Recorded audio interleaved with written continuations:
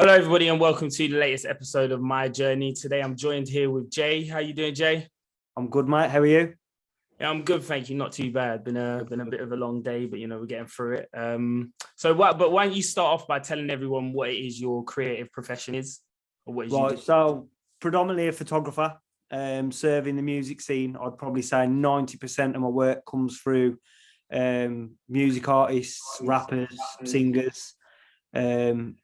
Just taking photographs more so than anything else. Getting a little bit into video, do a little bit of design work as well for a few other companies, and do a bit of work with Wolverhampton Wanderers Football Club as well.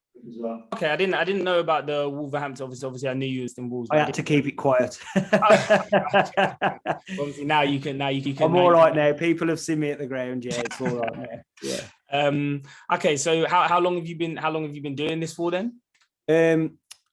I've had my camera. I've been shooting for sort of 9-10ish years. That was sort of hobby, on and off as well. Full time now. I left my job February last year. Right. So I went full time. Decided to focus predominantly on the music, just because that's where I had the sort of main clientele. Yeah, of course.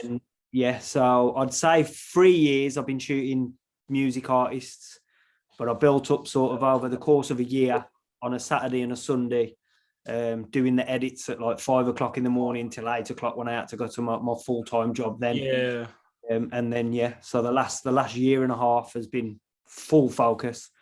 Did you feel like it was, I don't know, did you feel somewhat gee when you quit your full-time job to pursue this full-time photography? Yeah, it was one of them. It was like, can I do it? Yeah. Will it last? Have I got enough clientele to go and do it? That was the big thing for me, was like, have I got enough people? And my wife said the same. Have you got enough people that you can rely on now to have a consistent income? Because I was a quality manager in my full-time job, so I had a nice, good salary. And I got paid exactly the same, whether I did a lot at work or hardly anything. Yeah. But it was just one of them things where I thought to myself, if I don't go for it full bore, it's never going to grow to where it could be. I could get to where I've got in a year by being full bore at it, or I can spend the next 5 years doing part-time and not get half as traction as I've got now. So It's a difficult decision, but well worth it.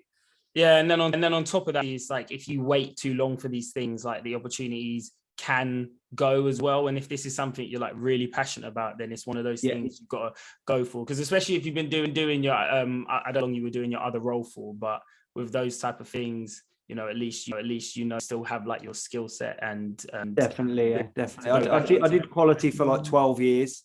Okay. So it was a lengthy career. And like you say, the skills, I went through a lot of training, a lot of courses, got a lot of sort of certificates behind me. Yeah. But no, I don't regret it one bit. Not at all. Yeah, no. I can see like from your page, because you seem like really, really active. So and obviously your work, like it, you say you had like 10 years experience, like you can see it within the work. But how did you end up getting into like photography with artists more than anything else? Like, how did you go about building up that client?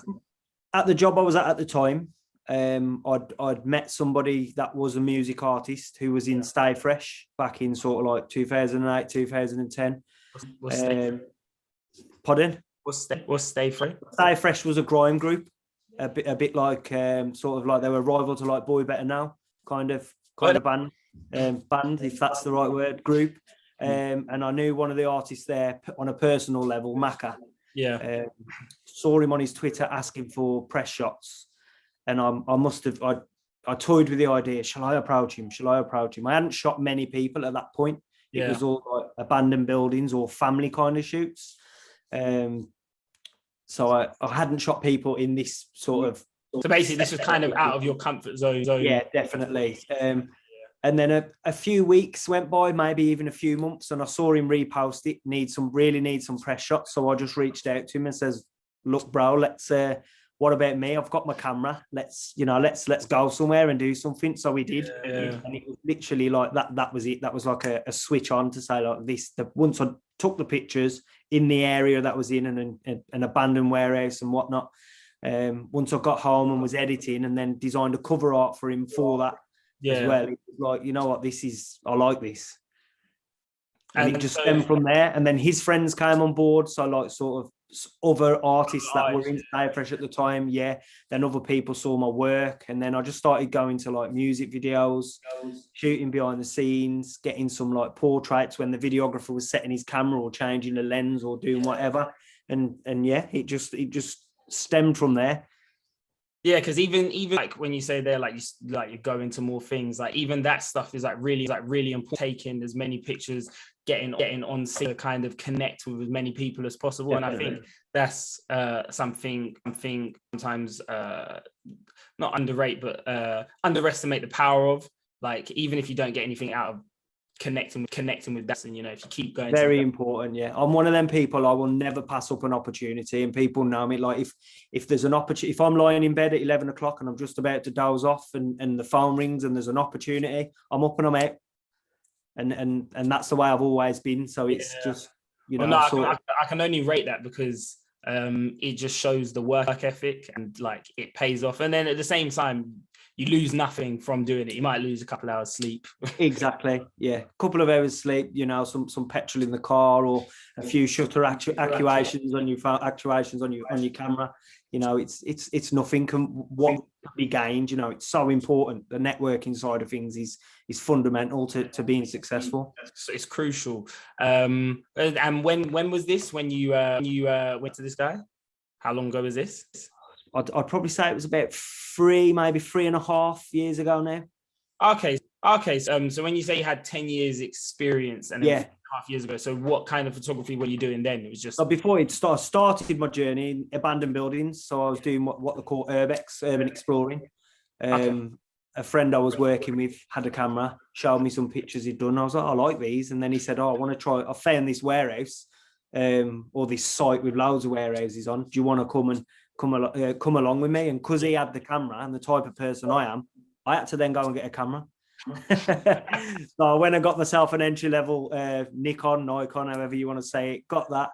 And then it just stemmed from there. Just loved it. Loved the photography part, and then loved the editing. Really loved the editing. Yeah, I think the good thing about editing is it's like you can toy around with it, and then like, especially when you finally find your style, like it feels great when you are editing. I do feel like at times it can become a little bit tedious, but definitely, yeah. When you're 300-400 photos deep into like a sort of 8-10 hour stint sat at the computer, it can get a bit laborious, definitely. Yeah, and then sometimes it's like, because obviously you want it to be as best as it possibly can be. Like you sometimes can find yourself keep going over the same thing, and it's like you almost start going insane because it's like, why is this not working? Sometimes you need to just come back later. That's it. That's exactly what I do. I always, if I get to the point where I'm not liking the edits halfway through, 3/4 of the way through, I stop. I always say I sleep on my pictures as well. So if I've done an edit, finished it, I go to bed next day. If I pick them up and have a look at them on the screen and I still like them, that's it. They're okay. Yeah. Do you ever get like second opinion, or do you prefer to? Yeah, I do. Yeah, I've got my son who lives with me, my wife who lives with me. My sister's here quite a lot. I always show them. I've got another photographer, another friend who's a great photographer. Always send him 1 or 2 pictures and say, what do you think of this? So yeah, I'm my biggest critic. So I always definitely get a second. But when you send it off to people, their opinion, have you ever said no, but you've still gone ahead with it, or is a no always like a no for you, if that makes sense? It depends. I think it depends who it is as well. My wife's not really into photography, and she's my biggest fan, so she might sit there and say, yeah, that's great, when it might not be. But yeah, if somebody says, there's a clothing brand that I've worked with, for example, and one of the things he said to me that was really influential in the way I switched my game up was that he said it looked like I was over editing. Yeah. And at the time I was looking at pictures. I do edit a lot. I love the edit. I love playing with the colors and the shadows. And I thought to myself, what does he mean? And I went into it a bit more and had a look at my edits, and I changed one thing that sorted it out. And it's so, yeah, some people I'll take the advice. 9 times out of 10, I'll probably just run with it anyway, because I've got to a point now where I believe you need to believe in your own source. Yeah, really, of course, yeah. Because at the end of the day, it's your vision, and then I think with creativity, even stuff like music, like not everybody's gonna like it. Like for example, I'm not like Taylor Swift music, for example, but at the end of the day, she appeals to a certain crowd, and especially with something like photography, it is your vision, and not everybody is gonna see it the way you see it. So I think it is also important to remember that. But I do want to come back to that, the point you said where someone told you like you're over editing. Did you find it hard to make that adjustment? Because obviously when you edit, I don't know, I feel like you can naturally become a little bit stubborn, because like you have to see things a little bit different, and it's hard. Definitely. It's I'm not bad with criticism.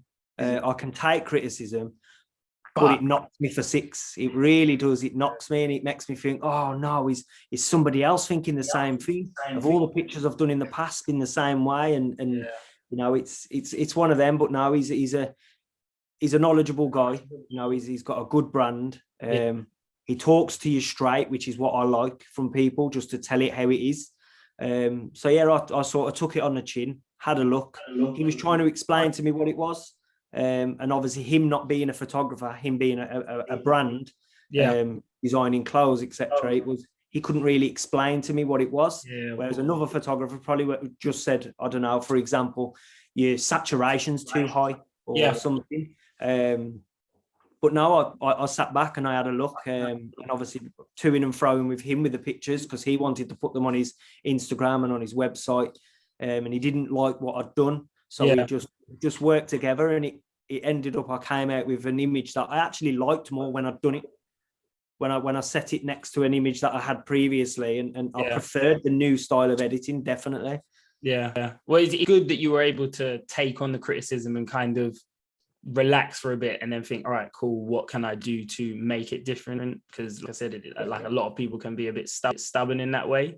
So it's definitely like a positive to kind of 100% like review it properly and then make changes for the better. But so with photography, I remember you saying that you was following your friend who did was it Buffy? Did you say urban exploring? Urban exploring. Is that what made you pick up photography initially, or was there anything else that definitely played? No, it was just to be fair, it was that, and I got into graphic design quite early. I used to do a lot of online gaming, so I used to create things like email signatures for our forums, gamer tags for players.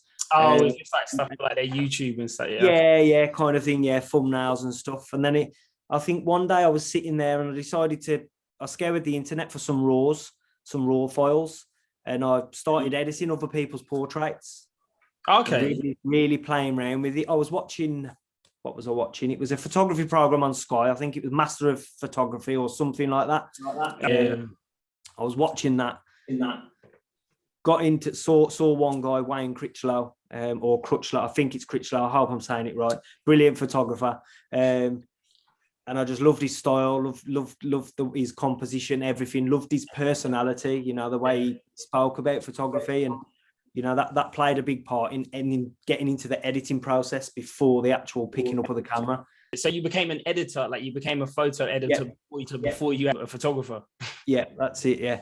I feel like that's very not backwards, but I feel like I've never heard that. Yeah, it's just one of I spent a lot of time at a computer doing the gaming. You know, when all my friends went offline or whatever, it was, what can I do? And I'd had Photoshop, so I just got in, started playing around, this, that, and the other, and it was just like a sort of riding a wave. Where's this going to lead, sort of thing. And I was onto this, onto that, and I've pretty much dabbled into a lot of things within the sort of creative world and designs, if you like.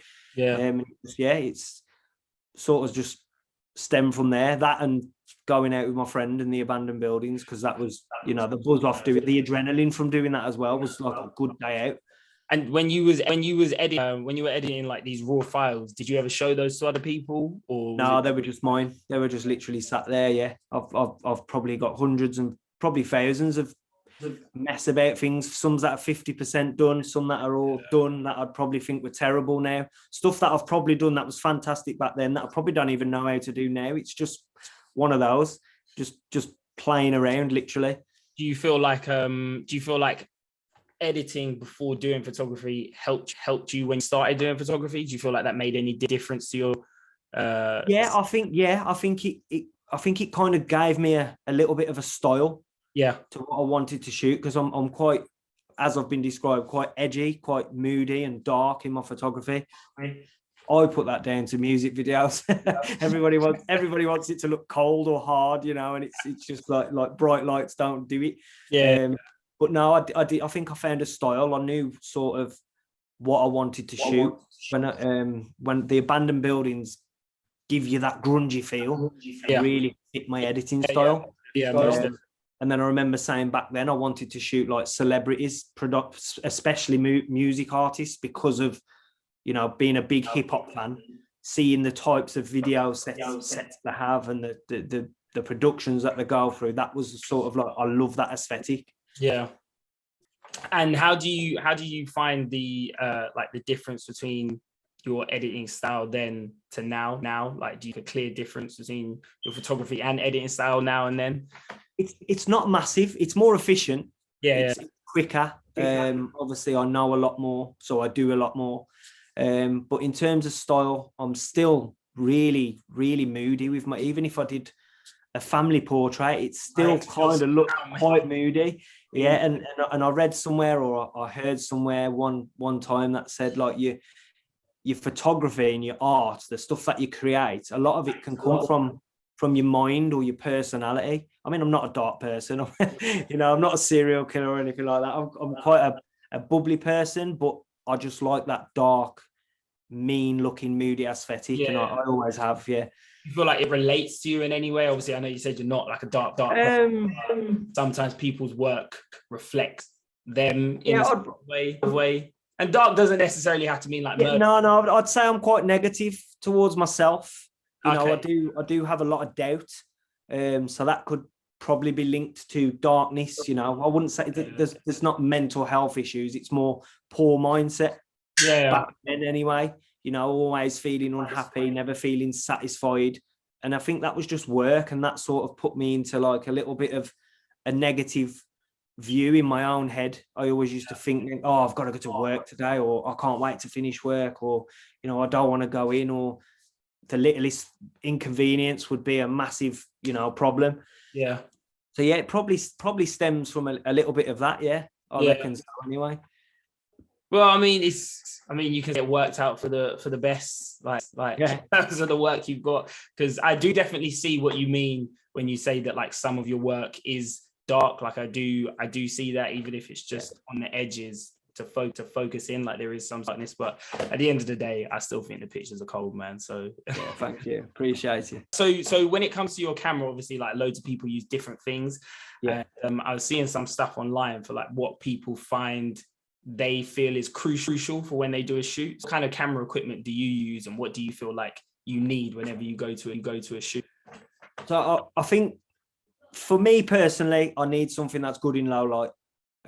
So I've got a Sony, so I'm a Sony shooter. Probably going to be a few boos when this goes. But I'm a Sony shooter, but I have shot on a Nikon as well. I had an entry level D5300, which had a swivelly screen, which was phenomenal because I could hold my camera. The screen had come out and I could turn it, so I could put my camera down on the floor, stand up straight, and still see down what I wanted to shoot, because I'm a big fan of like the angles, getting down low, looking up to make stuff powerful. But I do think, I'm probably going to sound a little bit cocky, I do think it's not more so the equipment, it's more so the photographer. No, of course, 100%. But having the Sony has helped a lot, because I'm always in dark spaces, so I've not got that noise in my photos so much as when I had the Nikon. I can push the ISO up a little bit more, a lot more. I can play with the colors and the shadows a lot more. Is that your Sony is the entry level Nikon that you had, or is that, or do you think that's just Sony's in general? No, the Sony's just way better. It's mirrorless. The Nikon was just a crop sensor. DSLR. This is a full frame mirrorless. So it was I don't know. It was like going from riding a bike to jumping in a car. You know, everything was better. The comfort, the settings, the style, everything just felt great. You know, it's got eye tracking and all that stuff. So being behind the scenes, if I hold the button down and the artist is moving around this, that, and the other, it's tracking him or her, and then I'm just clicking, getting the shots that I want. Whereas with the Nikon, it felt like constantly through the viewfinder. Yeah. Hard work, right? Get my moment, snap. Get my moment, snap. Whereas, you know, now I can probably waste a few images, but I'm just capturing as I go. It's a lot easier and more efficient to shoot with, definitely. So would you say you're Sony for then?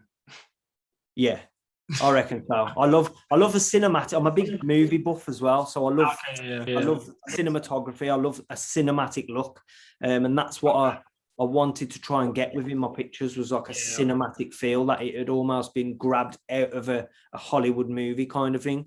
And the Sony just helps with that, with its, you know, its colors and its shadow depth and stuff like that. It was just perfect. Somebody borrowed me one once on a shoot to take a photo of him. It was his camera, and he asked me to take a portrait of him. And the picture, when he posted it, I was just like, I really like that. And obviously looking through that electronic viewfinder as well, just so seeing the picture as it would look on a screen was just phenomenal. And it was literally, I think I got home that day or the next morning and purchased one.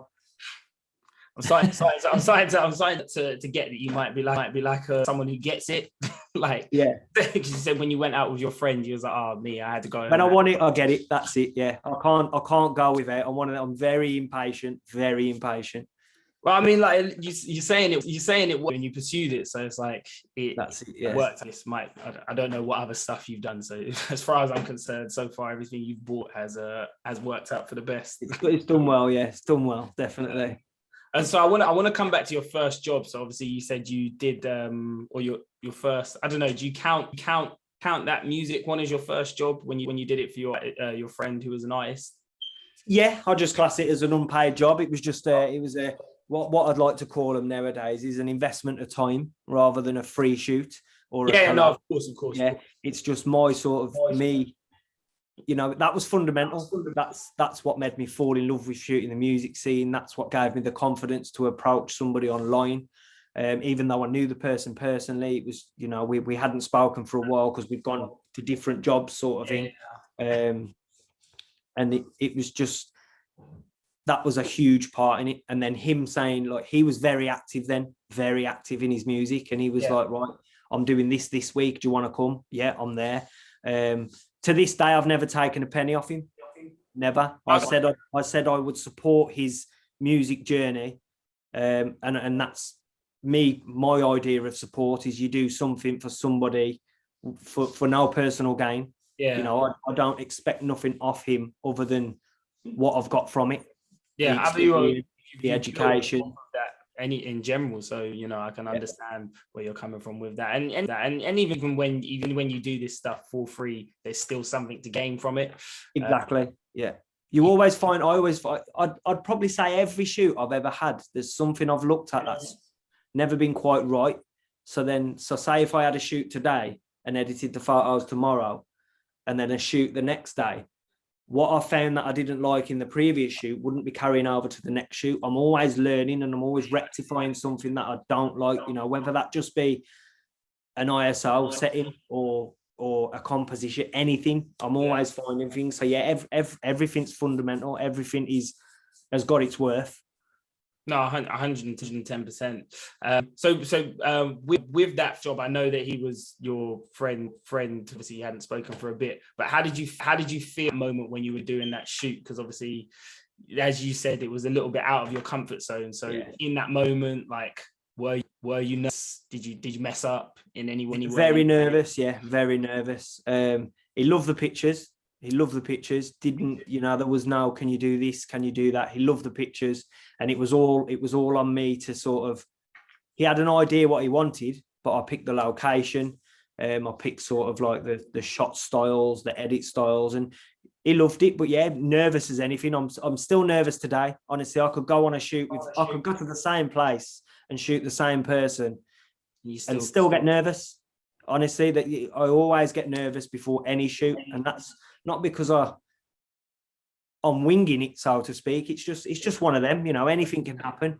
And it's just, I don't know if it's nerves or anxiety, I'm not sure, but it's definitely definitely one of them things that are still on with me today. But yeah, I was very nervous, probably a lot shyer than I am now in my direction of shoots and whatnot, but it turned out really well.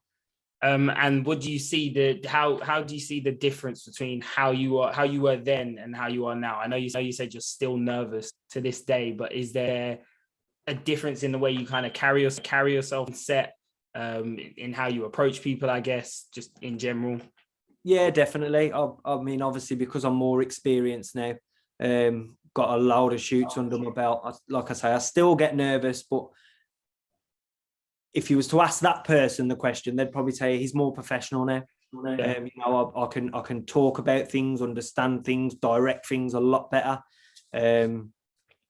Yeah, just all round grown in the industry. It's a lot more experience and able to direct things better and to talk to people better. My job helped with that massively. Being a quality manager, I had to talk to customers all the time. Yeah. So yeah, I just bring it all together, and being from a quality background, the main reason for quality is customer satisfaction. So I brought the skills and knowledge I had from that job and just embedded it into what I do now. Although it's two different ends of the scale, it just works. But still communication like in this industry is very so I like how you've shown how like skills could be transferred even when the roles aren't directly related. And I like that you pointed out like directing, how you've grown in. I feel like within an industry like this, I feel like you start out in a role and then when the more you do, the bigger the roles get, in a sense. So I feel like that is a skill that will come in very handy later on, play a bigger role in your career, I believe. Definitely. When you work with clients, obviously you get ones that can be annoying. Obviously you might like all your clients, but is there ever any times clients have done things that annoy you, or is there something that clients do the most that you hate the most when you're working with them? All the time. One thing I'm very big on is giving people raw files. I hate giving raw files out. It's like sort of, you've booked me for a shoot. You've booked me because you want me to apply my style. Well, that's what I like anyways, is clients to come to me because they want my style. Yeah. Asking for raw files like they can edit better than a professional photographer is kind of like saying, "Oh, I don't rate your work," or "I can do it better." That's a bit annoying, but doesn't happen too often. There's the money side, how much? How much for a full day's work? And it's like they only see the process of me being there in person, which is, I'd say probably averages out to about a third of the total time spent preparing everything for them and the finished product. So if I do a 4-hour shoot, there's probably 12 hours editing at home or 8 hours editing at home. And it's just the certain people who are sort of certain clients that might be like, "Oh, I can't afford that," especially if it's far, as if I've got to travel. And then they're, let's say if I've had to go to Wales, and they're willing to part with like 50 quid for a 4-hour shoot, and it's sort of 4 hours travel combined, so it's like 8 hours, and it's just like, it's not even worth my fuel. And I'm not a money hungry person. I love photography. It's why I do it. It is a passion that I have turned. It's a hobby that I love, that I've turned into a living. So I never have to work a day in my life, basically. But yeah, giving raw files, not valuing a photographer's time or efforts or skills. 10 years of experience is priceless in anybody's skill set. If somebody's trained and honed their skills and done something for so long, you can't put a price on that. And my prices aren't extortionate by any means, especially in the music scene. They're not. I keep them low because I love that scene, and I don't want to price myself out of that scene. So silly little things like, "Oh, can you get a shot of this?" And it's like an impossible shot, you know what I mean? Or, you know, they turn up with, I don't know, this is just an example. By no means has it ever happened, but someone might have a patch on their eye and they say, oh, can you just Photoshop that eye onto, you know, stuff like that. Weird requests that you just like, you know, no, I can't do that. You know what I mean? No, not a chance. You know, it's shooting in sort of like low light, and they say to you, oh, these photos are quite dark. Yeah. You know, like, well, I can bump the ISO up by 2 or 3 stops, but then they're going to be complaining that it's noisy. You know, and the quality's lost. But now, to be fair, I've been quite blessed. Most people I do work with, you know, they've, like I say, they've booked me for my skill set. They want me because they've seen my pictures and they just want them in my style. So yeah, it's normally it's okay. Normally it's okay, but yeah, everybody, we're all human beings and we're all unique. Every single one of us is completely different to the next one. So like, somebody might get frustrated with what somebody says and the other person might not get frustrated. But yeah, so I'm, like I said earlier, when I'm slightly negative, I get frustrated easily as well. And just little things that people do. But no, it's normally okay.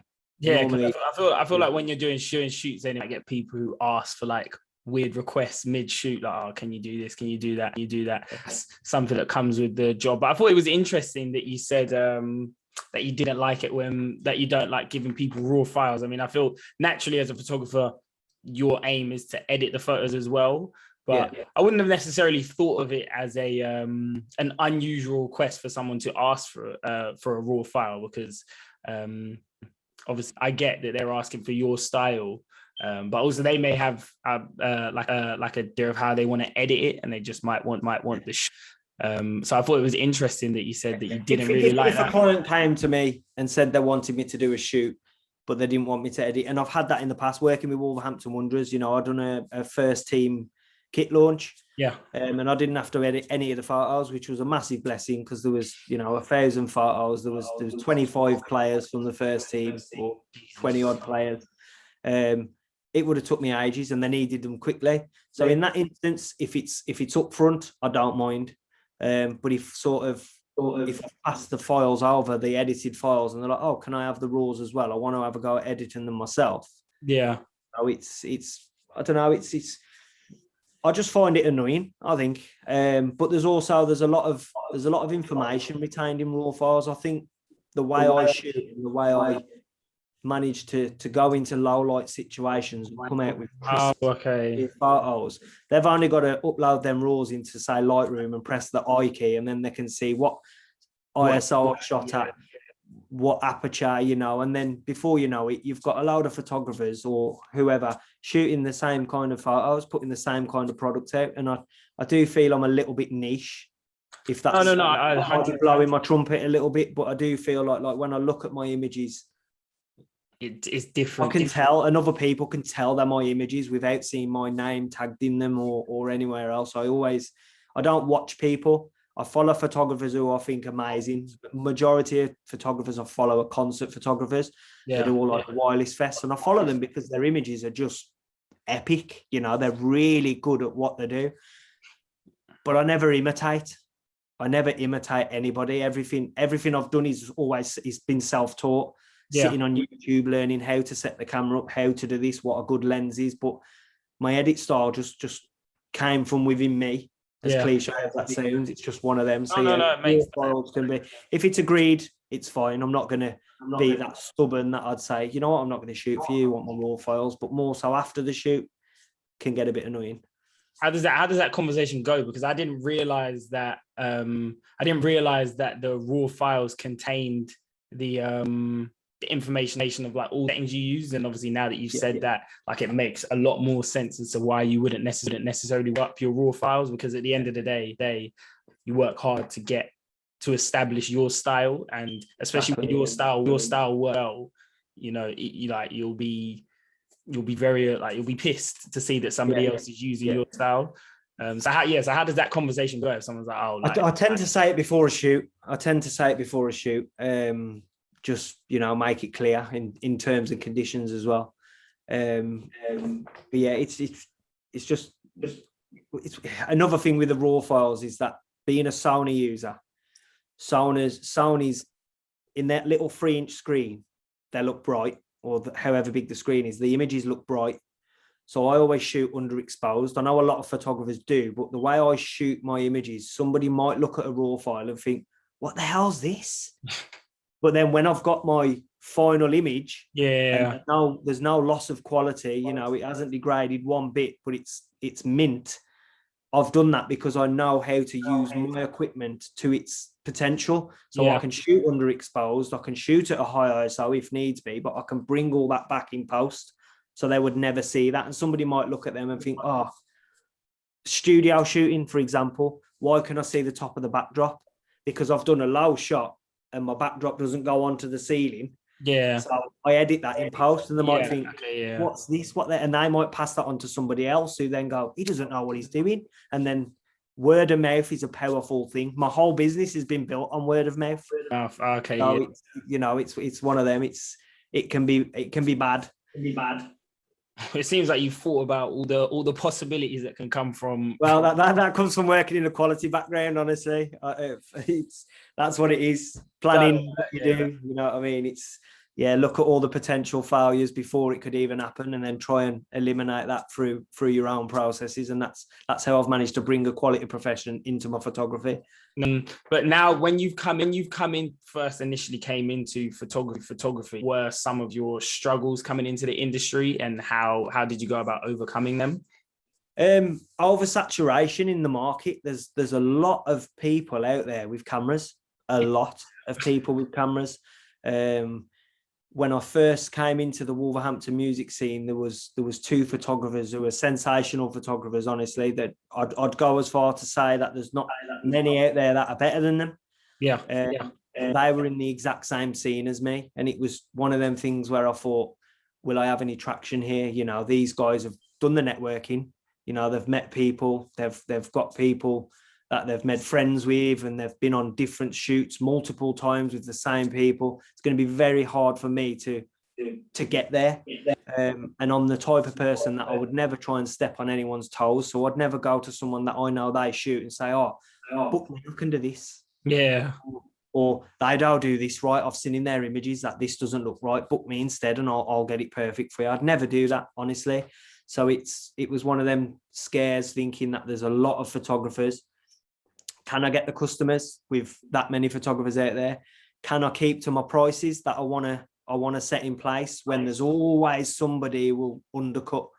And undercutting somebody is just bad for your own business, because you're going to pigeonhole yourself in a bracket of that prices. And once your prices are there, it's very hard to bring them up to here if you want to in the future.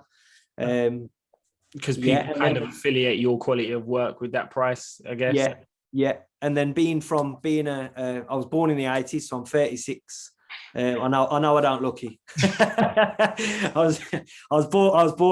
I'm 36. My genre of music is, you know, your Tupac, your Dre, your Snoop Dogg. It's all 90s hip hop.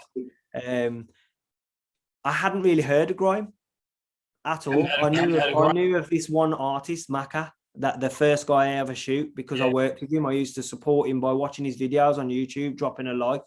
So I had to sort of familiarize myself with that genre of music as well. So I just went and I asked my friends who were into grime, my football team, actually, they're all like in the early 20s. It was like, right, who's good, who's popping, who can I listen to get to understand this scene? So that was quite tough, not knowing the scene, standing there and people talking about music and this, that, and the other, and just being like nodding my head like, I have no idea who he's on about. You know, it was one of them. But now I've familiarized with myself with it massively and become a massive fan of English rap and English grime. So much so I don't listen to anything American anymore, apart from the old stuff. I still listen to my Tupacs and that, but nobody else really. It's just I try and keep myself listening to the music that I'm trying to branch out into as a photographer. But how do you feel like familiarizing yourself with that scene and that music helps you as a photographer within that scene? I mean, I know it almost sounds self-explanatory, but at the same time, just being able to hold conversations, you know, being able to understand things, to know what they're like, Do you know what I mean? Like I know now from what I'm doing in their music scenes, you know, you'll always see a bottle of Ciroc or a bottle of AU vodka. You might see a box of Lucky Charms cereal. You know, everybody wants to be drippy. Everybody wants to have the best garms, you know. Yeah. So it was just so I understood what they wanted. I watched a lot of music videos, so I knew in the music, if that's what music videos they want, surely they want the still to look like they've came straight out of that video. So that's how I sort of set my stall up with my photography, was to keep it relevant to what I'm seeing everybody want and what everybody's doing. Okay, so then with that, how do you obviously give the people what they want and stay within what is going on, but at the same time be innovative, if that makes sense? Yeah. I don't know. Good question. I think, to be fair, I think once I found my style within photography, it seemed to just match. It seemed to just coincide with music videos. I've genuinely been on a lot of shoots, and obviously I'm quicker than a video editor. That's not me saying video editors are slow. That's just mine's a lot easier than what they do. And my pictures normally come first, so the artists start posting their pictures in the build up to the video release, and when the video drops, they normally look identical to my pictures, and I've had no conversation with the videographer at all saying I'm going to do this or I'm going to do that. It's just, I just know how it's going to look, because there's somebody who's into the movies and into cinematography as well.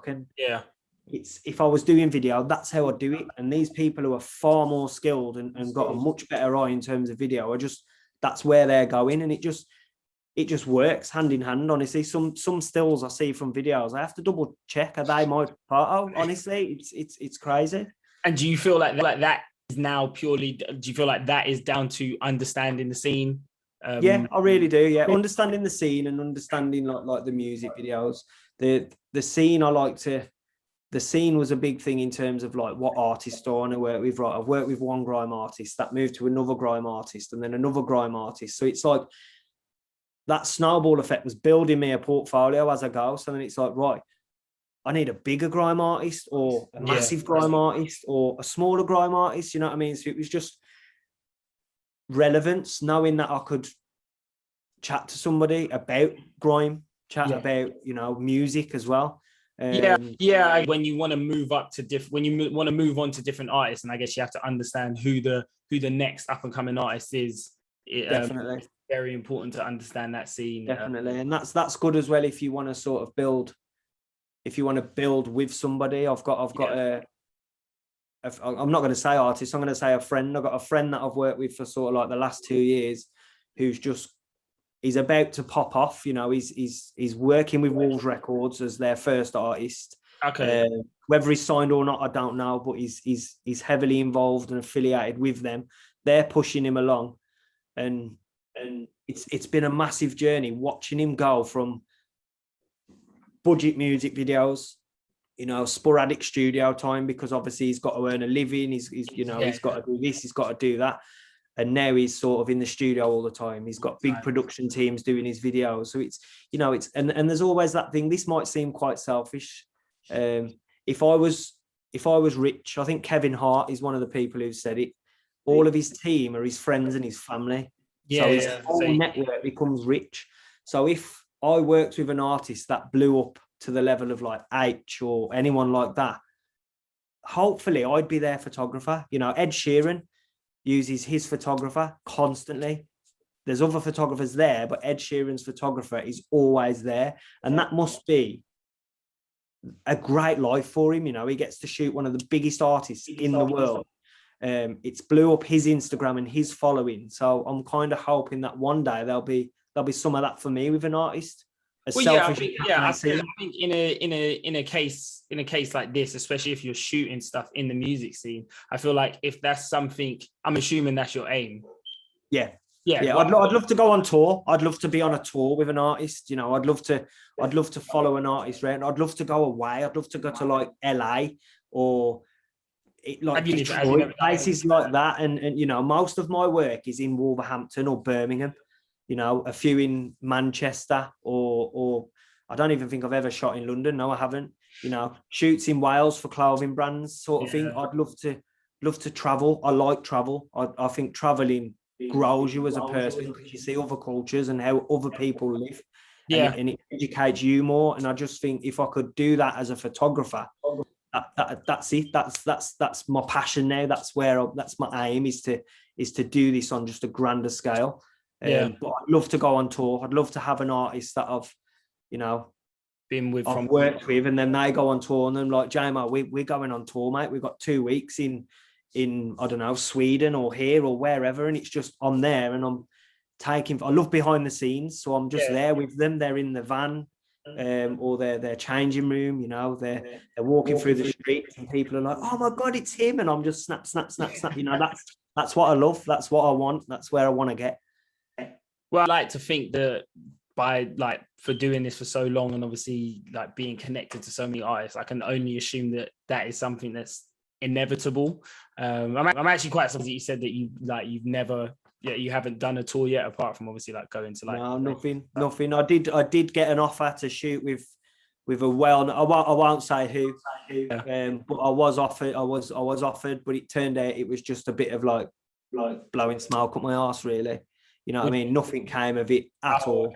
Okay, yeah. It wasn't them that offered it. It was a support artist, but it never happened. And for me, that was as soon as that person said to me, "Oh, do you want to come and tour with so-and-so?" I'm like, I come home to the wife, "Bab, I might be going on tour. And then it never happened. And it's like, it's horrible. This means everything to me. So stuff like that is it's paying off. It's starting to pay off. Then, nothing. And I feel like because I used to do photography as well when I was at university, and I feel like obviously not on that scale, but sometimes when people would message you and be like, "Oh, I want to do a shoot," obviously if you're new to photography and someone's reached out to you, that is a big thing, because it's like, all right, cool, this is a step in the next direction. There's a step. So then when they now don't respond or nothing comes from it, it can be really, really demotivating and demoralizing. Yeah. Kind of leads me on to my next question, which is, do you ever find have you ever felt that photography becomes a bit not boring, but I don't know, tiring at sometimes? Yeah. Definitely. Like you've just said, the amount of DMs on Instagram I get, "Oh, your photos are cold, bro. How much do you charge?" Or, "I really want to work with you. I'm doing this video, that video, or we're going here, we're doing this. I want you on board, blah, blah, blah." And then you tell them the prices, and then that 4-letter word comes up in grey, "seen," and that's it. And then there's nothing. And you're just like, I still fist bump when I get any booking. I swear, I'm like, yes, another. And it's not money. It is not money. I promise.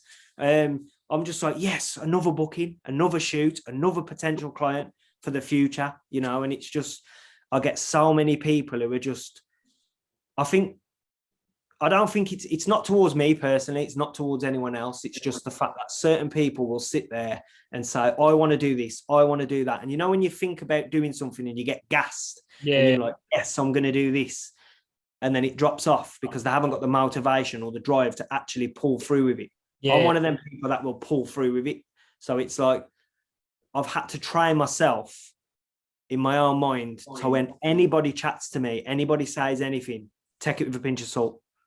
It doesn't happen until I'm there clicking my button. Honestly, it doesn't happen. It's just, okay, yeah, sound. I'll pencil you in my diary or this, that, and the other and whatnot. And it doesn't happen. It's just, it's really demotivating because, you could have a whole week of something and then it just dies off and then you've got nothing, and it's like, I'd never cancel on anybody. I had sort of a little opportunity to go to KSI's fight the weekend. So I've had an email come through saying you can apply for the pass. What day do you want to go on? Here's the info to apply for the media pass. And then you can come along and take photos. And I've got a booking in. I could move that booking, but I'm not going to. I'm not going to. That's not how I operate. I'm, again, customer satisfaction. That's what's going to keep my business going. So I'm going to keep that customer who I've already got satisfied. And then another opportunity will present itself because of how driven I am. Yeah, I feel yeah, like it does. It gets really demotivating sometimes. Cancellations, last minute, the amount of last minute cancellations I've had people drive me down on price, and because I want that client, I will half my price or split my price massively and say, all right, I'll do this for this time, but next time it goes to full price, and then they've cancelled. I've been in my car on the way and they've cancelled. And it just gets, you just have to train yourself. You've got to keep going. You've got to keep going. You come home, sit there, do something else. What I should be doing is making sure this doesn't happen. Deposits, that kind of stuff, contractual agreements, all that kind of thing, which is because I'm so active at the minute, I haven't had time to sit down and admin all of that stuff. So I do, it's my fault. It's not their fault. This is a failure that I know can happen. I haven't put a process in place yet to prevent it. They will always be like that, but I can be better. So it's just, you have to. You can't control them, but you can control. You can only control what you can. Exactly. Control. Yeah. But then also, like on top of the photography now, obviously I've seen that you've got your own studio. So how long have you had that for? That was since when I left my job. So as soon as I left my job last January, my plan was, how am I going to be different to hundreds of other photographers in Wolverhampton? And that was to have a studio, to have something that other people haven't got. So I think it was like March, April time that I managed to find a place that was good enough, where the rent was good enough. And I just went for it.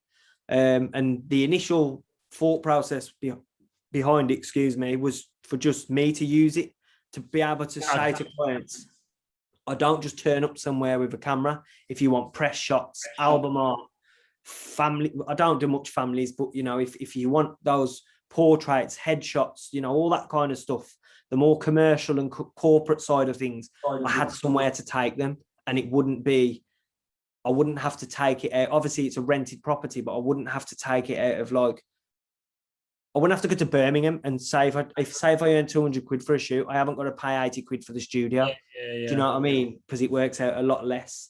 And then somebody says to me, can I use it? And it was like, yeah. And then somebody else, can I use it? And it was like, well, I can't have all these people using it, so I'm going to rent it. Spoke to the gaffers and they were like, yeah, you can do that. You're fine. You're there with them. And I'm there in the 9 times out of 10, unless they're really familiar with my studio and I trust them. I'm in there with them, guiding them through the shoots, because I just don't want people to come in and go on with terrible photos because they're unfamiliar with studio lighting or whatnot. So yeah, it was just, that was the main driver, was to sort of say, I need to set myself on a higher standard to all these, I don't want to say, I'm going to say Instagram photographers. Do you know what I mean? People who are just hobbyists going out there claiming to be professionals, putting in their bio, DM for rates or collab, which is, to me, is just a massive contradiction. Are you working for free? Are you doing this? I work for free, but I don't advertise it. Yeah. So it's one of them things that I needed to separate myself and just get something better. No, I love that, man. Surely, obviously, I understand you felt like you needed something to make you different to the other photographers in Wolverhampton, but surely, financially, that must have been was an investment, isn't it? Yeah, it's more than a mortgage. How are you so sure that was? I guess you can never be super sure that it's going to work, but how are you so confident to then go ahead and be like, yeah, do you know what? Let's just get it. It was one of those things where obviously me earning. Yeah. What I try to do is I try to run it as 2 businesses. So I've got the studio and then I've got me as a photographer. But the idea was that if the rent of other people, so the hire or rental price of other people didn't satisfy this rent on the studio, that I would then use my photography money that I've earned to pay that. Okay. And at the price it was at the time, I'm on my 2nd studio now, but at the time when I was in the smaller one, a couple of £100 a month, I was making that.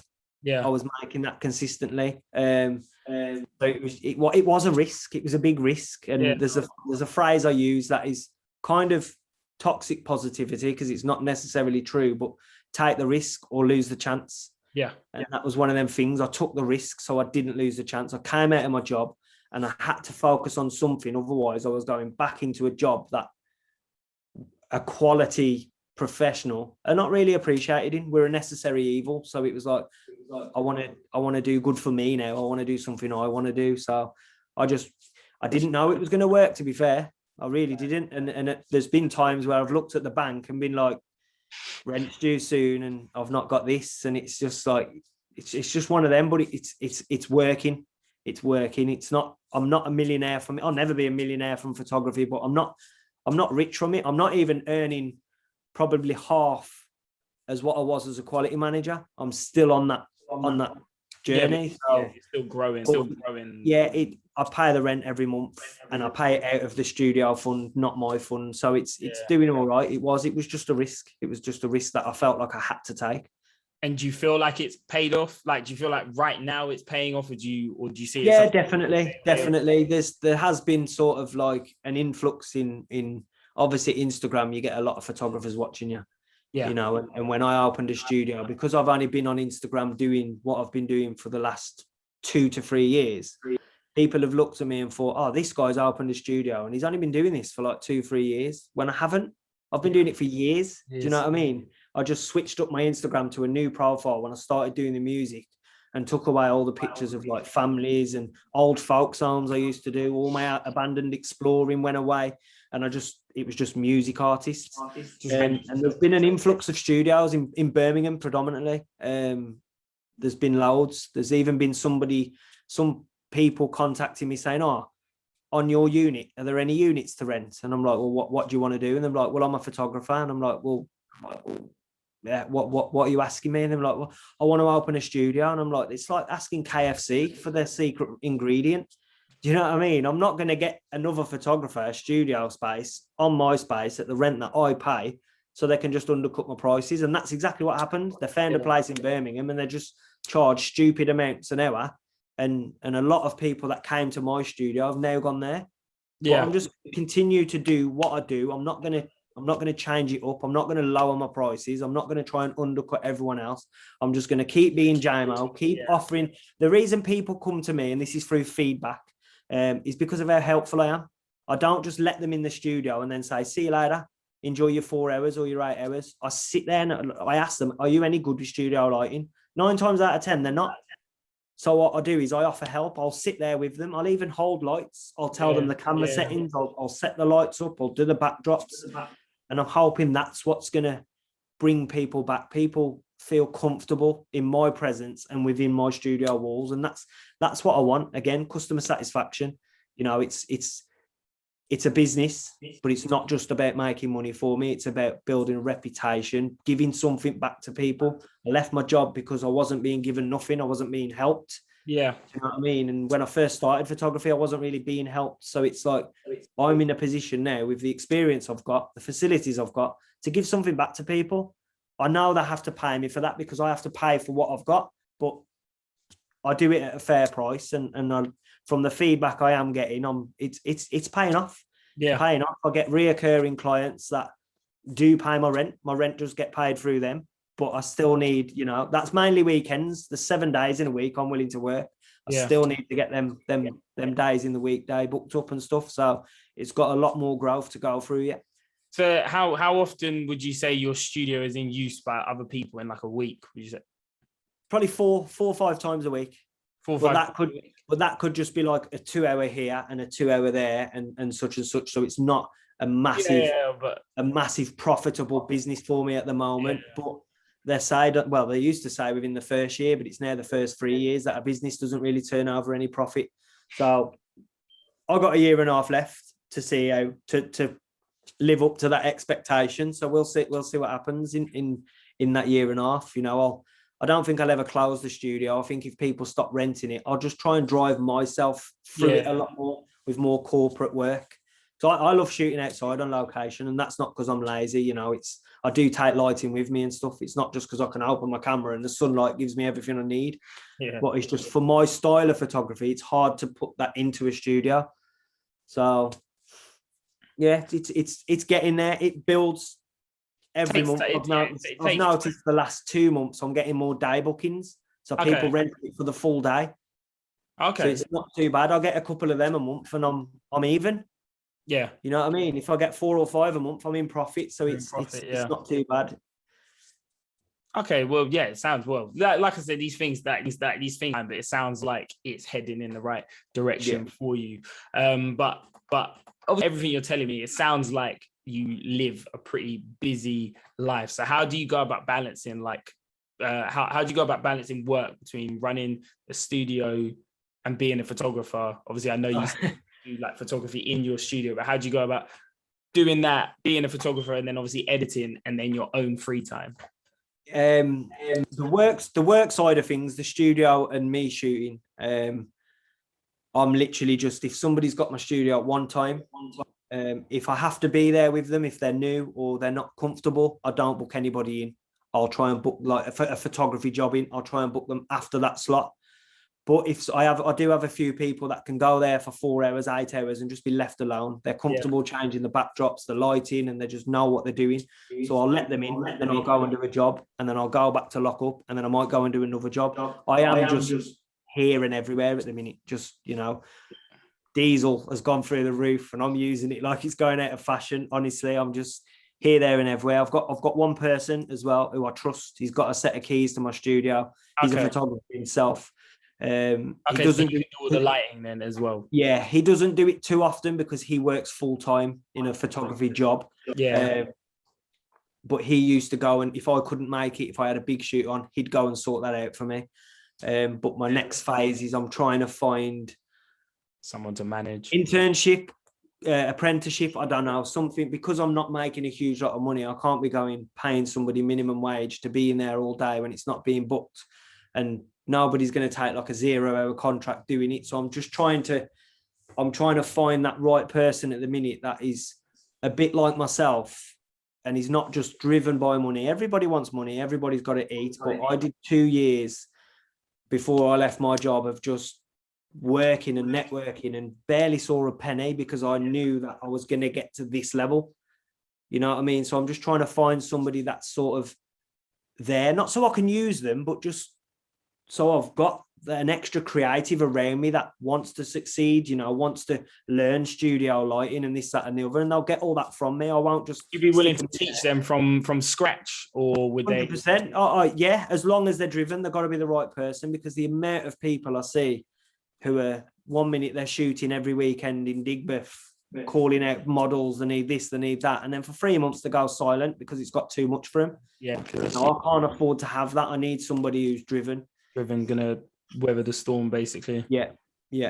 And I know that's hard in the youth of today. They're a lot different to when I was 18. I was, you know, I wouldn't really give that. I wouldn't really allow that as excuse. I mean, like I agree with you that, like, I feel like today's generation is a little bit softer, but I don't think you should settle because that generation is now softer. I still think No, there are people out there. There are people out there. I mean, I've got, sounds weird, I've got my eye on one person who's just flew through his college course doing photography, you know, and he was very, very anxious about doing it. And I'm thinking of sitting him down and saying, look, where do you want to go? What do you want to do?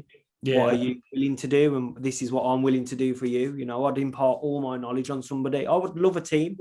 I was going to say, would you like to take someone under your wing, like a pro? Yeah, I'd love to. I'm a big fan of it. Everybody says it. I'm a big fan of giving back. I really am a big fan of giving back. So yeah, I would. If somebody, I wish I had that guidance when I was going through it. It probably would have took me less than 10 years to get to where I am now, but yeah, even looking at that without it, I'm not saying this is a way people should go, but do you not feel better, as in feel like more, I don't know what the word is, but better that you've been able to do it by yourself without. Yeah. I'm just not very good at blowing my own trumpet. Like, I mean, I've probably sat here for an hour and blew my own trumpet, but I don't like bragging. I really don't. But I am proud. I really am proud of what I've done and where I've got to, and this, that, and the other. And that I have done it on my own. You know, I've had support. Don't get me wrong. My wife, massive support. My sister, huge support. I've got people who will share any single post that I put out. You know, I could be selling, I don't know, a pair of trainers, and they'll share it. I could post a photo and they'll share it. You know what I mean? So I've had the support, but in terms of drive. I don't have many creative friends, you know, and I'm not a businessman. I was a quality guy. I wasn't a businessman. So the monetary side of things is a bit scary, but it's just crack on and do it, ride this wave and see what happens. Okay, so I see you on social media a lot with your studio page and then your page as well, and you're quite active. So what does a typical day look like for you? Obviously now I know that you've said, you've got your studio, you've got your photography, you edit a lot in a day. So what does a typical day look like for Jaymo? So I'll start no later than 7 in the morning. I won't get up any later than 7 o'clock. I don't know if you've heard of the 5 a.m. club. I woke up at 5 a.m. every day for, it was about 134 days I did, right? And that, honestly, right, if anybody's struggling with productivity or cannot find enough hours in the day, waking up at 5 o'clock and having those average time people wake up 8 o'clock, maybe 7 o'clock, those 2-3 hours a day can add up to, 14, 20 hours a week. You know what I mean? And it's so productive and it feels so good to be grafting while everyone else is asleep. Yeah. The phrase, the early bird catches the worm. It makes you feel good that your competition are in bed snoring. You know what I mean? And you're up working. So my average day, wake up no later than 7. I'd say it's probably more so 7 than 6 lately. And I'm straight downstairs, kettle on, coffee onto my desk, and then I'll start editing. I've always got editing to do because I'm not very good at planning editing days in. Because if I plan an edit day and somebody asks me for a shoot and I've got no other time, I'm doing it on that edit day. Yeah, I won't turn work away unless I really have to. So I'll be up editing till whatever time. If I've got a studio booking, I'm out the house to open the studio up, get the studio ready. If I've got a shoot, I'm out to do the shoot. I always try and find the time when I finish the shoot, excuse me, to come home straight away and upload the pics. I hate having multiple pics on an SD card. I don't know why. It's just one of them things. So I try and get home, get everything uploaded, get it put into a library, and then I'm off out to do something else. But it is just all work at the moment. It really is all work. Of the last, like I say, the last 4 or 5 weeks, I've probably done 16, 18-hour days. Some of them days I've been sat on the computer from 7 in the morning till 2 in the morning editing. Jeez. Solid editing. And that could be editing photos, doing some designs, because I work for a company that sell discounted foods, so like your American crisps and sweets. I do all their push notifications, so I have to do them. They have to have them for a Thursday morning, so I always make sure, and they have like 6 or 8 different designs, so I make sure I've got to fit them in. I've got some friends who do FIFA cards, the Ultimate Team cards. They do the physical products of them. Yeah, what's the company called? There's one called Cards Plug. That's not them. Cards Plug. They're better than them. All right. That's their little plug. But yeah, so they do that. So I do a lot of design work for them. That could be cropping photos of people's faces to go on the cards. Yeah. I'll do sort of like a head-to-head whenever there's a football match on, like a Premier League game. Yeah. I'll do a versus. So I have to design 2 cards and then do the players versus each other, sort of thing. Album art for artists as well. I do a fair bit of. And then there's obviously trying to manage the studio page, which I find that's where I'm slacking at the minute, is consistently putting 1 or 2 posts out a day, advertising that it's open, that it's ready. Up until yesterday, I hadn't put a post on that page for a few months. So that's probably why my bookings are a bit slack. Yeah.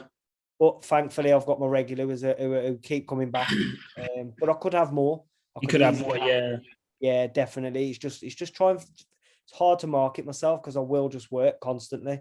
Yeah, I was gonna say, it doesn't, like, with all of that, it sounds very difficult to see. It seems hard to see how you'd be able to do all of that by yourself. It just seems like a lot. And then when you threw in the studio bit at the end, I was like, oh, geez, and he's got to do that. You just become kind of addicted to it, honestly. Like I'm probably a little bit obsessed now. Yeah. You know, I can't wait.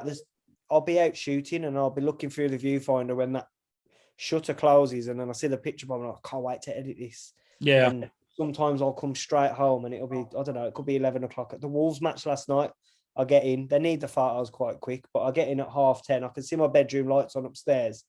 And then as I walk in, the wife shouts to me, I'm just getting into bed. So I go up, quick hug, quick kiss, and I'm back downstairs. Back down editing. You know, I've got to get on it. And then, and that quiet time as well is important. You know, I get more done when I'm not distracted. You know, if I'm on, I spend a lot of time on my own ever since I started. If I'm not out shooting, I'm on my own. My missus will be at work, my son will be at work or in bed. You know, he's an 11, 12 o'clock riser. He is. So like, I spend a lot of time sort of on my ones, just working. Yeah, I'm really unstructured at the minute, and you know, I think one of the last things you're going to ask is about advice to people, and I think I'll talk about that a bit more. But I'm so unstructured at the minute. I need to get some structure back. Yeah, That's how I built my business. That's how I managed to come out of my job, was of how structured I am. If you saw my my Apple calendar, whatever it's called, it's literally, I accounted for walking the dogs in the morning, the 20 minutes travel to work, the 40 minutes I'd give my missus a night sat on the sofa. It was all in there. Honestly, it was all planned. I could show you the screenshots. It was all there, planned in minute by minute, and that's how I managed to do what I did. Yeah. I mean, structure, I feel like, especially when you become independent, I feel like is like one of the most things, because then if not, then it gets to a point where things can start to get on top of each other. Do you feel like your photos ever get on top of each other?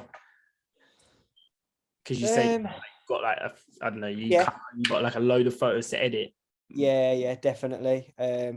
And I think this is people like Wolves, and the more corporate side, that's okay, because I can say to, you know, if I do like a product shoot for Wolves, say, I can say, right, it's going to be a week. It's going to take me a week. So I know once I've shot that, I can park it for a week. You can't really do that with music artists, because you could be in your car on the way home. How are the pics looking? You get a message, how are the pics looking? And it's like, I haven't even got the camera out my bag yet, you know. And it's like, if I do 3 or 4 music shoots, they'll be like, when am I getting my photos? When am I getting my photos? And I literally, I shouldn't, but I'll probably try and like give them some, like say, right, you have them, you have them, you have them, you'll get the rest. You know what I mean? What do you need? I'll say to them, what do you need to post? What do you need from me? Quick time. And I'll do that for them, quick time. And then move on to the next one who's badgering me, needing stuff. And it's like, you know, it's hard. When I first started, I had such a quick turnaround, 24, 48 hours, and pictures were all done. Yeah. But obviously, as I've grown as a business, but yeah, you've got more to do now. Like that time is now becoming like a week or 2 or even 3. But yeah, because, no offense to them, because they're so last minute as well. You know what I mean? They're not planning and structure everything. They'll record a music video or have a photo shoot, and they needed the pics yesterday.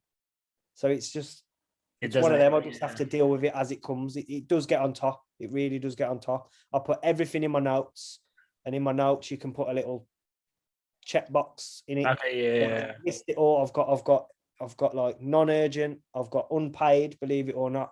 I've got priority, and then I've got like urgent. And I just structure it like that. So anything that's urgent goes in there, and I just work down the list. And I just work down lists, and that's it. Like, that's another thing quality taught me, was just to, you know, plan everything out, what I had to do, visualize it all, see it all. If you don't consider yourself successful already, what does success look like to you or for you, and what are the next steps going forward? Obviously, I remember before you said that, you know, you'd love to go on tour and do something with someone that you've started with from the beginning. But so yeah, what does success look like for you, and what are your next steps going forward? So I think in terms of, I've asked this myself, this is something I've researched or read about and stuff like that. And I'd say because I've been married for, I should know the answer to this. Good job she's outside, isn't it? Because I've been married for 17, 18 years. I've been with my partner nearly 20 years. It's like, and we're strong. We're one of them partnerships that we drive each other. I couldn't do what I do without her. She couldn't do what she does without me, sort of thing. I've got a loving family.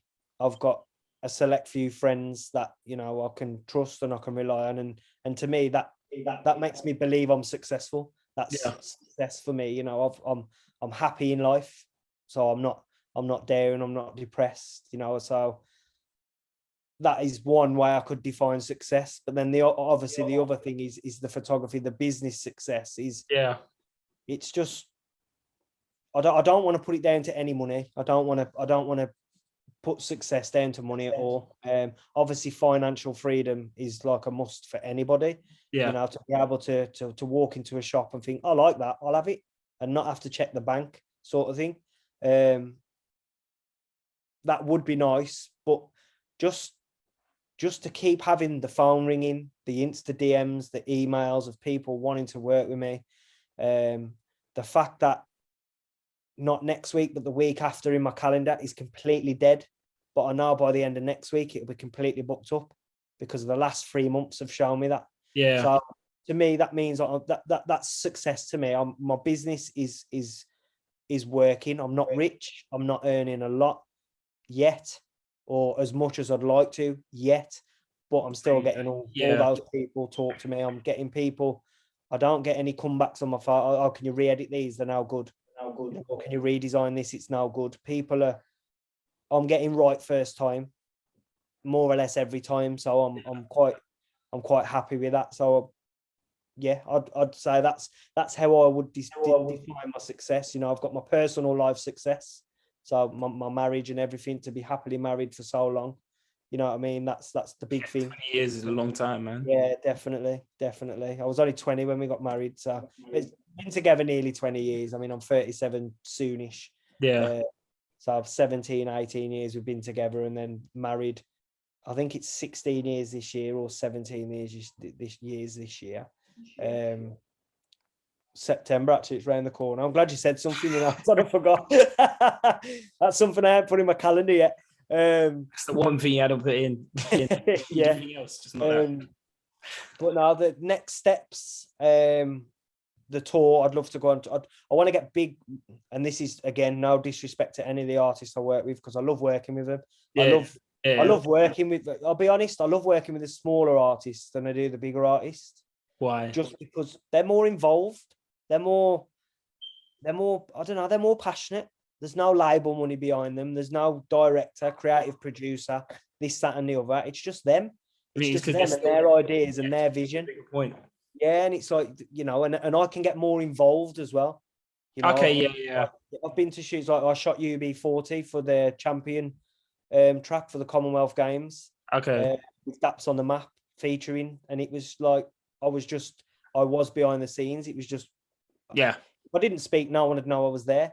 Whereas with some of the less established artists, they're like, oh, Jaymo, how can we do this, and what can we do, and where can we go? And you get involved more, you know what I mean? And then when their video drops or their album art drops, you've played a big part in it. You know what I mean? You don't I'm proud of that. You know, the artists that I work with, every one of them, right? The ones I don't work with are the ones that I don't find serious, because they'll message me and say, and then nothing comes of it. The ones I work with, I'm telling you, they're all little grafters, all of them, no matter what age, they're all just grafting. So yeah, I do want to get some more established artists, and that is purely monetary driven. I want to be able to get this consistent income. I'd like some more corporate work. Again, for the same reasons, consistency on my earnings. So I'm constantly putting food on the table, that kind of thing. I haven't got to think of where the next money's coming from, or about having these cancellations. The type of people I can put deposits in place that if they do cancel, I keep the deposit, that, you know, that kind of thing. And then the studio, I want the studio to be booming, but I want to start bringing through like workshops. My mom works at an exclusion center, so it's like a last chance school for naughty kids, sort of thing, or kids who haven't had an upbringing that they deserve, sort of thing. So I'd like to be able to try and bring some of those youths through as well. Give something back to them, you know, get them off the streets, get them coming in and doing the music scene in this country is massive. I'd say it's the equivalent of to like Hollywood. in like America and that, you know, music Yeah. artists are like arguably our biggest type of celebrities in this country, above actors and all of that kind of stuff. You know, you got your football players, but music artists are just huge. And I think the creative process behind the music videos, the album art, the photography, Loads massive. Yeah, and I think it would be good to educate some youths rather than them going to college and listening about who David Bailey was or who this wildlife photographer was and learning all about him. Learn how to use the camera and how to use the tools and the equipment that's going to grow them as a person. I don't know any photographers. You know what I mean? Like David Bailey's a name I picked up because people used to say that to me. Oh, you think you're David Bailey? Right? Big photographer, apparently. But like, you don't need to know that. You don't need to know it. And I'm probably get slated for saying it, but you don't. You need to know, you know, how to control light, your light science, you know, your camera settings, you know, this, that, and the other, what looks good, composition, you know, that's what people need to know. And I want to start getting that kind of thing through my studio, start bringing an educational side in, start working with some youngsters and seeing youngsters turn their lives around, you know. Yeah, I find it really interesting that you said that, because that's actually something I want to do as well. Like with all of this, is because I feel like the reason why kids are like naughty in school is because at the time, it's not that they're dumb or they're not good at anything. It's just a case of they might not necessarily being taught what I want to learn. Like, I feel like creativity is neglected in school, and I understand like there's obvious reasons why, like obviously maths, English, and science. I understand why they are important, and I understand why you need to see with that. But at the same time, I feel like they very much neglect creativity, because there is 100%. There's so much. First of all, there's independence that comes from it, because you're more often freelancer, and yeah, I just feel like there's so much success that can come from creativity, and I feel like a lot of these kids who are maybe bad would be able to benefit that, because it's not something that's typically deemed as boring, if that makes sense. Exactly. Yeah. They teach you in school, don't they? They teach you what they want you to. Let's be honest. They teach you to be law-abiding citizens and fit into a system. You know what I mean? Yeah. People I didn't get GCSEs. I got a GCSE. I got a C in PE, and that was because I love sports, English, maths, science, languages. Languages, I wasn't bothered. You know, one thing I knew I never wanted to be when I grew up was French, and I said that, and I know that sounds horrible, but I didn't want to learn a language in school. I didn't want it. If it doesn't apply to you, it's not exactly. And something like a language is not necessary. Like, obviously, there's an importance behind it, but it's not as necessary if it's something. If you know from the jump, right, I don't want to do that. Yeah, it's not very. I think what I'm trying to say is that you can come away with nothing and be everything you want to be still. Yeah. Regardless of what that is, you could come away with a U in maths and still become a mathematician. You really can. You just got to apply yourself differently and do it again later on. You know what I mean? Sort of thing. Yeah. I needed good grades for the job that I did. I had to resit my English, my maths, and everything, you know, to go on the courses that I went on, business improvement techniques. They wouldn't have put me through it. Yeah. So I had to do it again. But you're too young when you're in school to be that serious about where you want to be in life. Yeah, and I think that's the thing as well, is that when you're that young, you don't realize the need for all of these things, and later on you realize. But at the same time, later on, you're more willing to do these things, and it's like they come to you a lot quicker. If that makes sense, it's a lot easier. 35. I started this new business at the age of 35. I'm 36 now, but I was 35 when I started. Sorry, so it's just, you know, I didn't mature. I got married early and this, that, and the other, but I never knew what I wanted to do in life. I followed the money. I paid my bills, and it led me. Luckily, I was successful in that, but it wasn't what I wanted to do. Yeah, and I feel like another thing with education as well is a lot of people, especially when people go to university, they still have university saying to themselves, "I don't know what I want to do," and I feel like maybe from a younger age, people did know they actually wanted to do, but they were just almost told that it's not likely, not possible in a way. Like nobody, like somebody might have an interest in photography when they're young, but because they're being taught maths, English, science, in their mind, photography isn't a job. Yeah. Whereas stuff related to maths, English, sciences. So and creativity's everywhere. I mean, literally. When COVID was going on and they were doing all the furlough and whatnot, and there was a big thing about creatives getting nothing.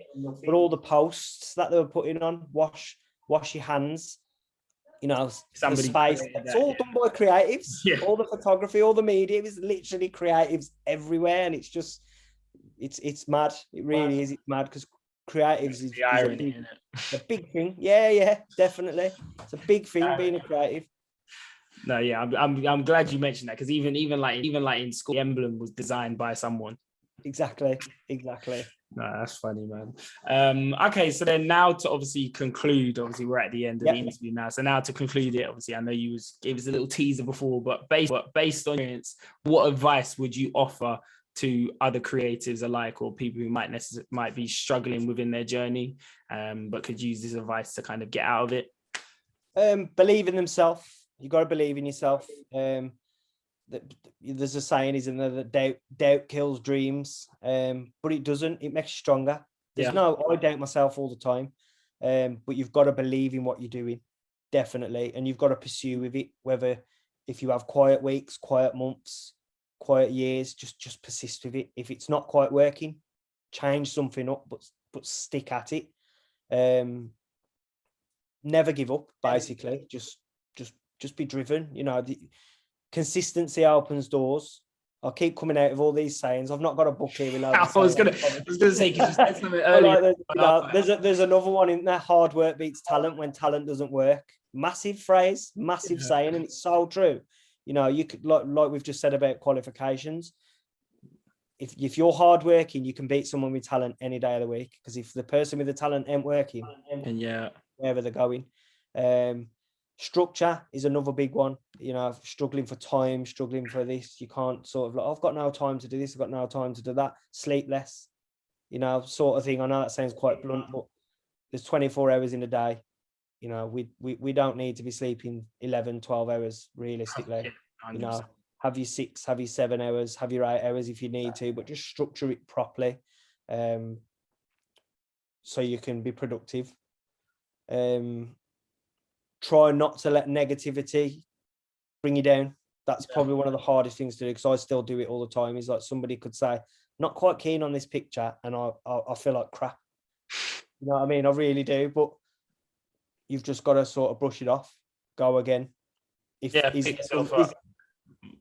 a valid critique? You know, is it valid? Is there something wrong with the picture? If there is, what can you do to fix it? If you can fix it, fix it. You know what I mean? If you think, oh, what they want me to do is going to take me away from what I want to be doing, don't do it. Stick to your guns and believe in yourself. You know, another one's networking, huge. And I'm a big fan of face-to-face networking, like actually meeting people in person. I hate having discussions over WhatsApp. The first thing I'll say is, can we meet? Because I want people to see, you know, look in my eyes and see how passionate I am, see how enthusiastic I am. But just meeting people, it's mad. I've had so many people I've tried to interact with on Instagram and they're just not bothered. They're not bothered. And then they'll be at an event somewhere and I introduce myself. And the next day I've got a follow and they're liking my stories, liking my posts, sharing stuff. And that's just through meeting them, because I've already tried to interact. It's so big. I'm not going to say the other saying about networking in your network, but you know, it is. Networking is fundamental. I do agree that face-to-face networking as well is probably more impact, because once you meet them face-to-face, they know you as well. Whereas if it's just you can tell a lot by meeting someone in person, body language, you know, looking in someone's eyes. It's all text. I hate texting. Like, I hate messaging. I'm one of them. I message so short and blunt because I just don't want to be smashing my thumbs on the keyboard. I just, you know, if it was a voice note, as you can tell tonight, I ain't shut up.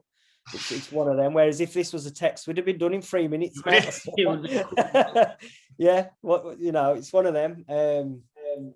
But yeah, maybe feel like I caught you at a good time when I messaged you in the first place to get this interview. Yeah, I mean, to be fair, I felt like a bit of a prick when I first said no about the pictures and stuff. I did. I felt bad, and that's just like, you're a legit guy. I can tell that now because we sat here face to face. But the amount of people I get asked that who are just on a message And that's that's the that thing. is the difference. Like now, I've seen your face and know what you look like.